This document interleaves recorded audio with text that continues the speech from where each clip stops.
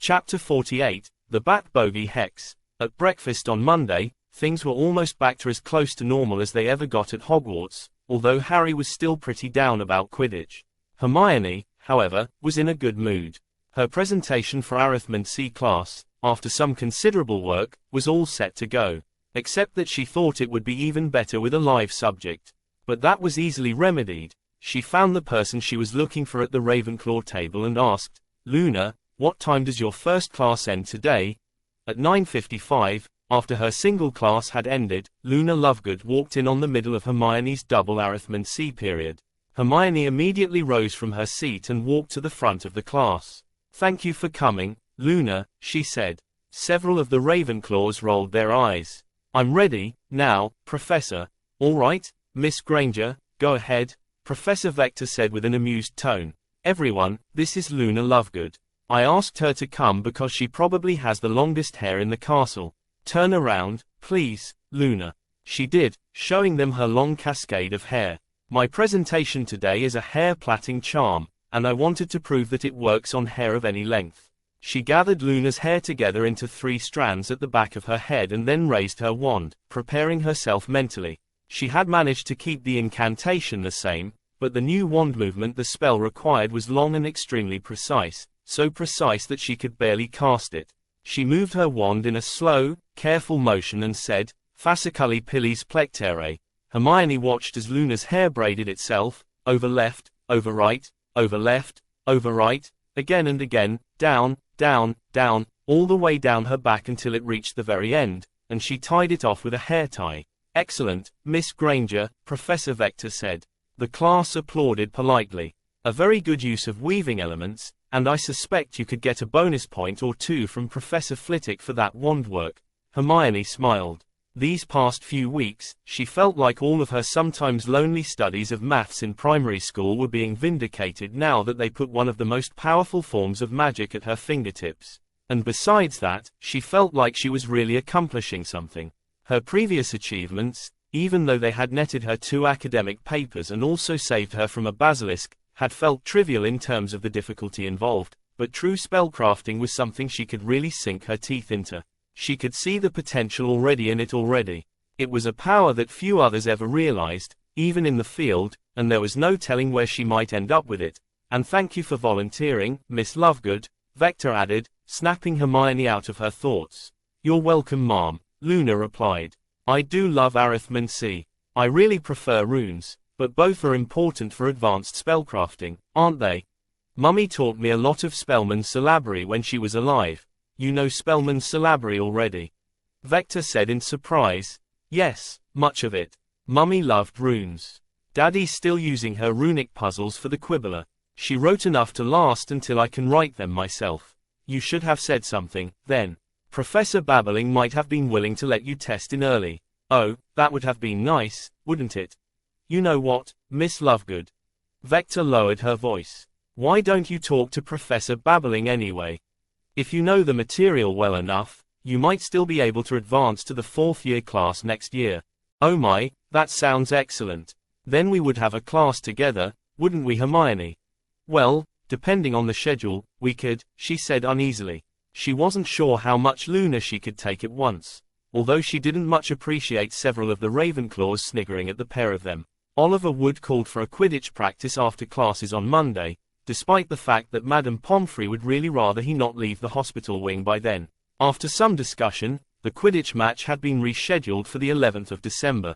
That didn't bode well for Harry, since it didn't give him much time to solve either of his problems. For now, he and Ginny would both be practicing as Seeker, but with both of them on school brooms, Gryffindor's chances at the Quidditch Cup were not nearly as good as before, as Hermione had to explain at length to people asking her for the odds. As such, Ginny was also at the practice, and Ron and Hermione tagged along to give her and Harry moral support. Ginny had Hermione plait her hair into pigtails again to get it out of the way. Hermione had noticed that Harry was very quiet all through history class, but he didn't sleep at all, which was a rarity, and when the practice came he looked very determined. "Okay, Potter, what's up?" Wood asked. "Well, I've got good news and bad news," Harry reported. "The good news is Professor Lupin says there's a way to fight Dementors, and he's gonna try to teach me. That got most of the team excited, but Wood remained cautious. And what's the bad news? The bad news is he says I'll have to be really good to be ready for the makeup game against Slytherin. That, and I still don't have a broom, he said unhappily. Alright, then, Wood said. We'll just have to make do. Use school brooms for now, and I'll see if I can scrounge up something better. Potter, I want you to coach Ginny to play Seeker. What? Harry and Ginny said at once and glanced at each other. Me? Harry added. But I don't know anything about coaching. But you're a brilliant player, present circumstances accepted, and that'll count for something. If you aren't play, I at least want you training the one who is. Just drill her on all the moves and formations you normally do. Harry still looked petrified at the responsibility. But I mean I can, but, don't worry, there, Harrikins, Fred jumped in. Yeah, we'll be there to help you, said George. Just remember, Ginny, Fred added, keep your eye on the snitch, not the coach. Ginny and Harry both turned bright red. Okay, everybody, let's revise our formations, just like last week, Wood said. We would have had this match in the bag if it weren't for the interference, so we just need to keep on top of things. Let's go. The team mounted their brooms. Harry looked very unhappy with his school broom, but there wasn't much else he could do. He took to the air, but Ginny stood there on the ground, holding her broom in one hand and trembling slightly. Suddenly, she grabbed Hermione by her cloak and said, "You've got to help me, Hermione." Ginny. Hermione pried her fingers off her robe. "I'm no good to you up in the air. You have to do this yourself. Your brothers can help you, but you just have to focus. But it's Harry, teaching me." "Yes, but it's also Quidditch. You're good at Quidditch. I've seen you. Concentrate on that, and you'll be able to get through it. Don't worry about impressing Harry. Just worry about playing your best." Ginny took a deep breath, then another. "Okay," she said. "Okay, I can do this." She took another deep breath and mounted her broom. "Okay, Harry stammered as she faced him in the air. Ginny was too petrified to speak. "I know you already know the basics of flying, so I guess you can start off with these." He pulled several golf balls from the pocket of his robes. I'll just throw a couple of them, and you try to catch them, okay?" Ginny nodded wordlessly. "Okay, here it goes." He threw one of the golf balls hard off to the side in a high arc. Ginny hesitated for a moment, then jerked and veered her broom off in that direction. She flailed madly for the ball, but she didn't get anywhere close, and she slipped and had to clutch her broom handle for balance. Harry grimaced and sincerely hoped that was just a fluke. Ginny looked back at him, flushed even redder than before, and cast her eyes down to the grass. "Okay," Harry said. "Let's try that again. Keep your eye on the ball and follow it right away." "Got it." Ginny met his eyes with difficulty and nodded. Harry threw the second golf ball in a different direction. This time, Ginny went after it right away and came close, but she choked at the last second and missed it by inches. She looked really uncomfortable, but Harry tried to encourage her. Better, he said. "Try it again. Stay focused." This time, he took a chance. Giving her a moment to get ready, he threw the ball hard nearly over her head. He was pretty sure it was within her capabilities, but only if she was really on her game. It paid off. Seeing the challenge for what it was, Ginny went after it two-fisted. She performed a quick, if sloppy backflip and dived after the ball, swooping in and scooping it up only a few feet from the grass. Harry could have done it more gracefully, even on the school broom, but it was definitely above Malfoy's league. "Yes," Harry yelled. "That's what I'm talking about. Keep doing that, and you'll be golden." "Really?" Ginny squeaked, nearly dropping the ball. "Definitely. Let's try a few more of those. If you can get 3 in a row, we'll move on to the formations." "Go on, toss it back." Ginny threw the golf ball, and it sailed straight at Harry. He snatched it out of the air easily, without even having to move his broom. "Wow, good arm. You should train for chaser, too, if you get a chance. Now think fast." He threw the ball again and proved just how easily Ginny could be distracted by a compliment from her hero. It took Ginny a while to make 3 catches in a row, but with Harry's encouragement, she steadily improved. Watching from down in the stands, Hermione marveled at how much Harry always felt most comfortable in his own skin when he was flying high on a broom, and at how much he was able to help Ginny with no teaching experience.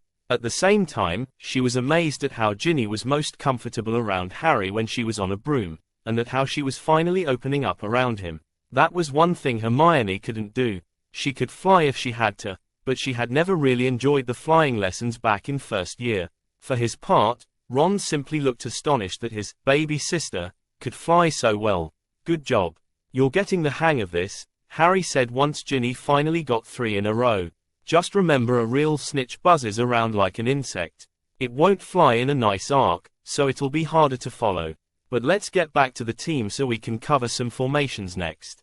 They flew with the team for most of the rest of the practice, and then Harry let Ginny have a go at the real snitch. Given the time constraints, Harry had to spot it and point out where it was to her, but she gave chase, and after a rather difficult pursuit, she caught it. It wasn't a great performance, but it was good for her first try.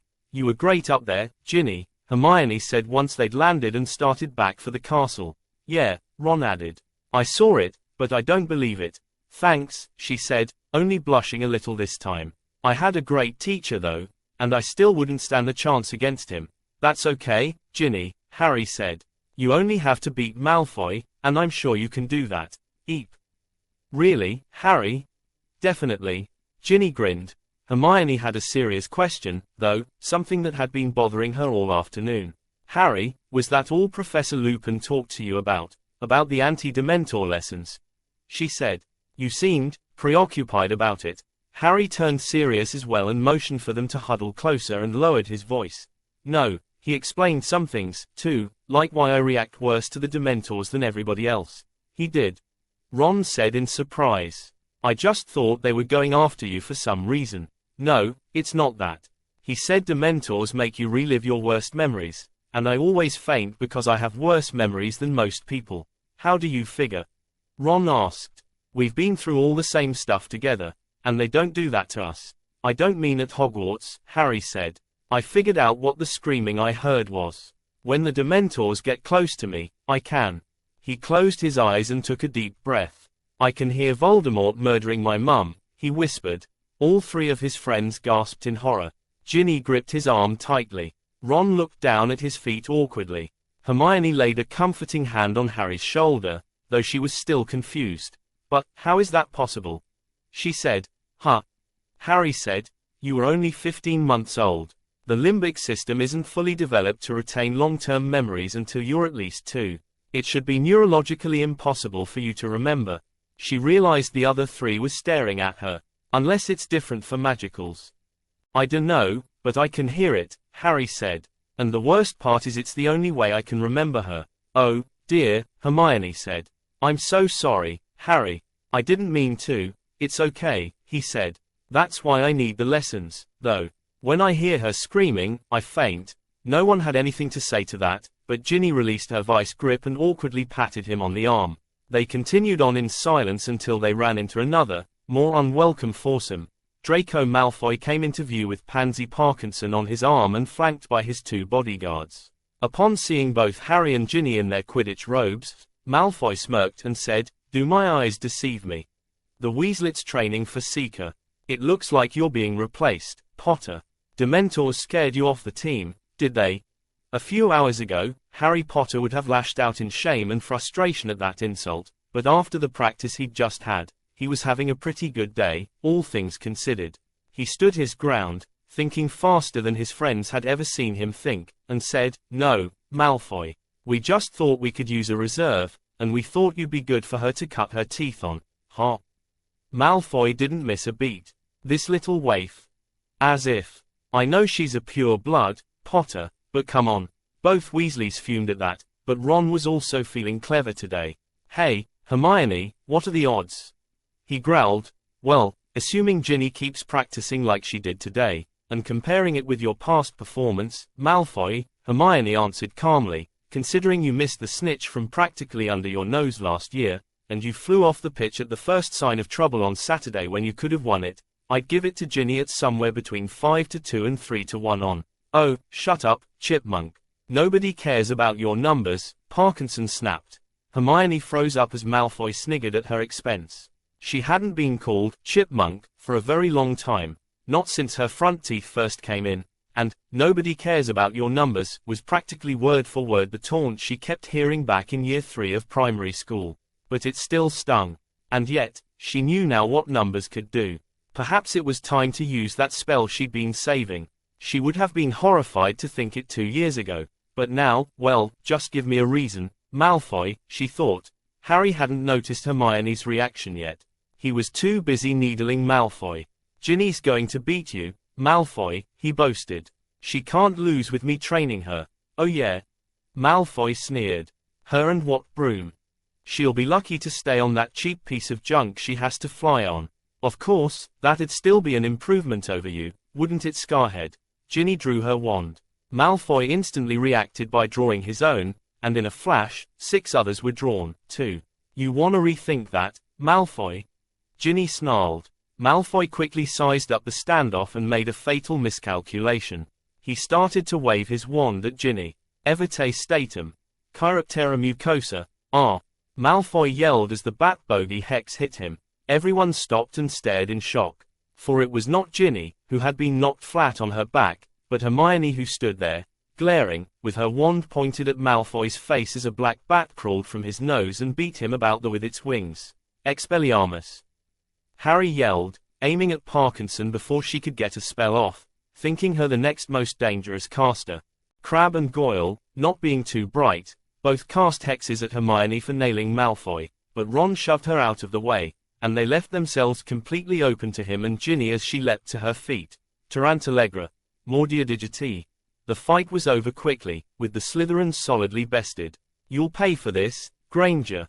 Malfoy yelled, but with none of them fit to cast straight at the moment, they limped away. PFFT. Boy really can't take a hint, Ginny said. Then, she whirled on Hermione angrily, poking her in the chest. Hermione Granger, did you go behind my back and convince Bill to teach you that spell?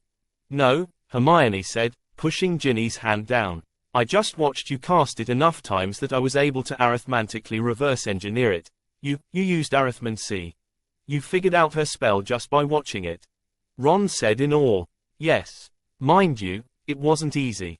It took quite a bit of 6th year maths, but I did it. That's bloody brilliant. Ron said. Hermione smiled coyly. Ginny gaped for another moment, then said, that's it. I'm taking Arithmancy next year. Ron groaned. Great, Hermione, you just made my sister even more dangerous. You're just jealous because you're stuck with runes, Ginny said. Hey, I actually like runes, he shot back. Ron actually likes a class. Mark it on the calendar. You just watch it, Ginny. I've still got the slug belching curse Charlie taught me. Ginny just laughed, but it wasn't all fun and games because on the way to dinner, they ran into a very unhappy-looking Professor McGonagall. They all looked at each other uncomfortably. Miss Granger, did you really hex Mr. Malfoy this afternoon? She said. Hermione turned very pale. What would her parents say if she got detention, especially for fighting? No. Mom, Ginny jumped in. I did it. What? Hermione gasped. Ginny, no. Ouch. Ginny jabbed an elbow in her ribs. Really, Miss Weasley? Because Mr. Malfoy says different, McGonagall said suspiciously. Then I must have scrambled his brain, too. It's my spell. I've never taught it to anyone else. Hermione asked me 3 times last year, and I turned her down. That much was actually true. Malfoy cast first anyway, Professor, Harry added. McGonagall's eyes narrowed, and her lips compressed into a thin line as she looked the 4 of them over suspiciously. Is that what happened? She asked. Hermione said nothing, mostly because Ginny was standing on her foot. The boys seemed to have the same idea. I also understand that Miss Weasley was the first to draw her wand. Ginny reluctantly nodded. Very well, Miss Weasley. Detention tomorrow and 10 points from Gryffindor. Ginny hung her head in an exaggerated manner. 5 points from the rest of you for fighting in general. Mr. Malfoy and his friends have received a similar punishment. That didn't sound too bad, they thought. Oh, and Miss Granger. McGonagall added. Hermione paled again. I'm sure Professor Vector would find your skill at analyzing spells most impressive, but I shouldn't need to remind you that hexing fellow students is not acceptable.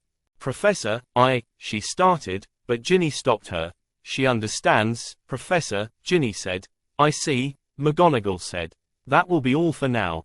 Bloody hell, she's so smart, it's scary, Ron said once they were out of earshot. Ginny, why did you do that? Hermione demanded. You shouldn't have taken the fall for me.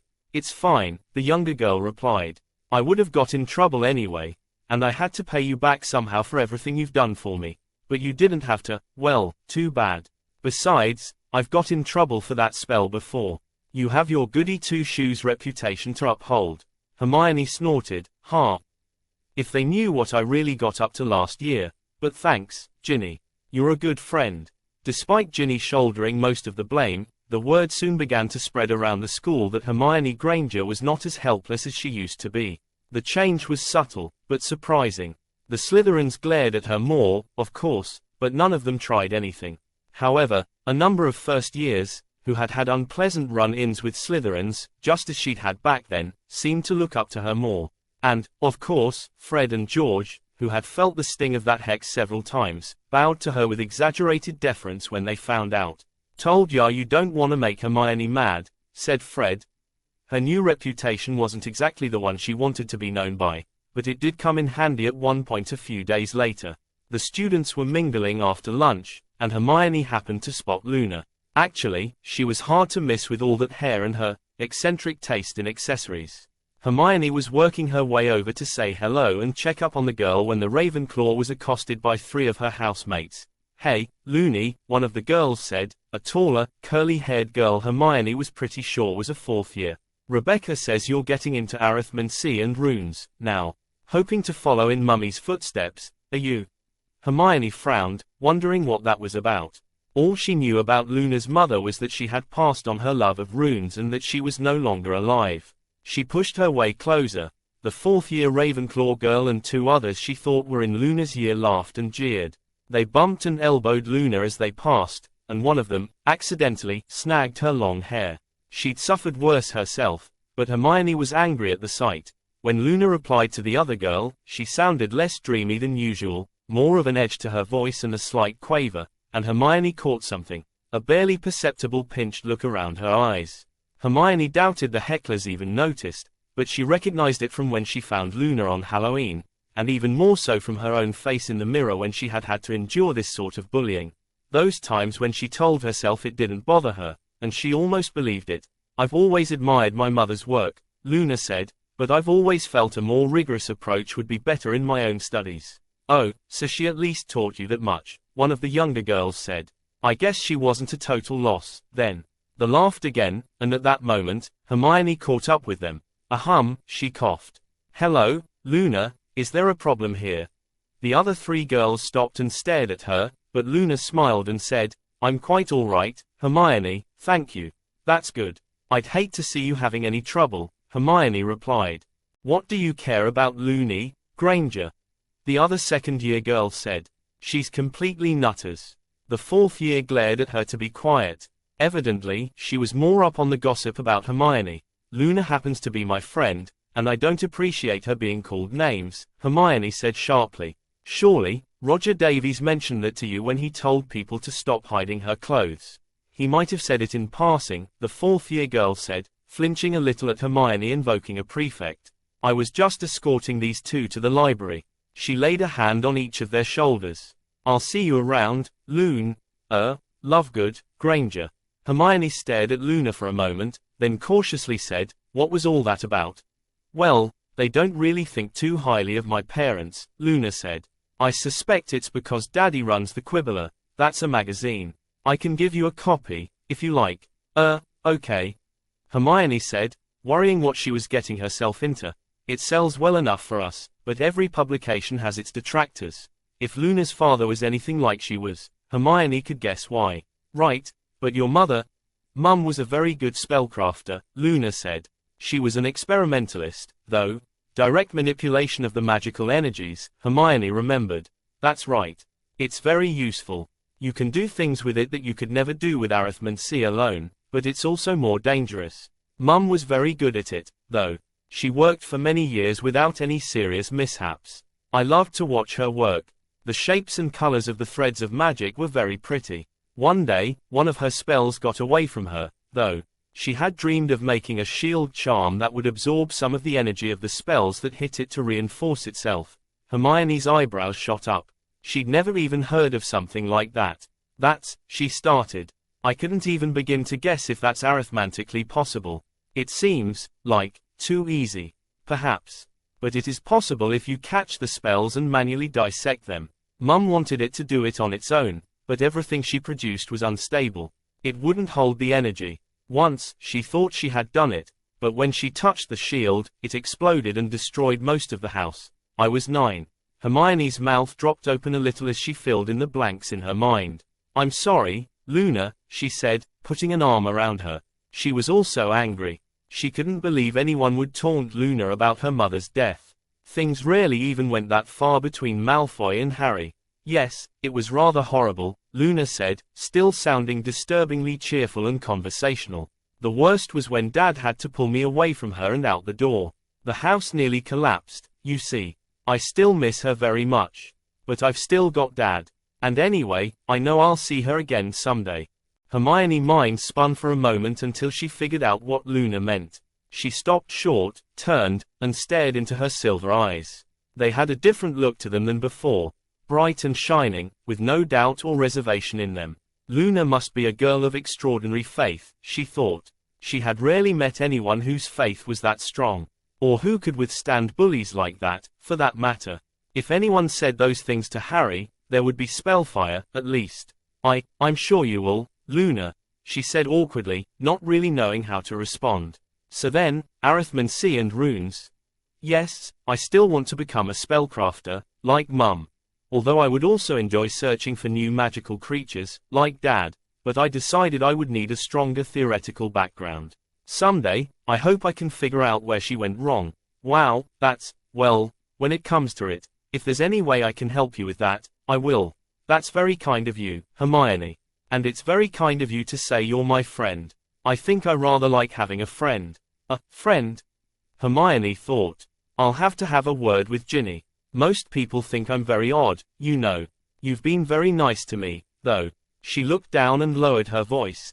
I know you don't agree with me about Nargles and Snorkix. Most people don't think they exist. Hermione bit her lip uncomfortably. No, I don't, she admitted. It was really frustrating, she thought. She could admire Luna's faith, but then she went on and believed the most implausible things in the here and now without evidence. And yet, there was something oddly endearing about it.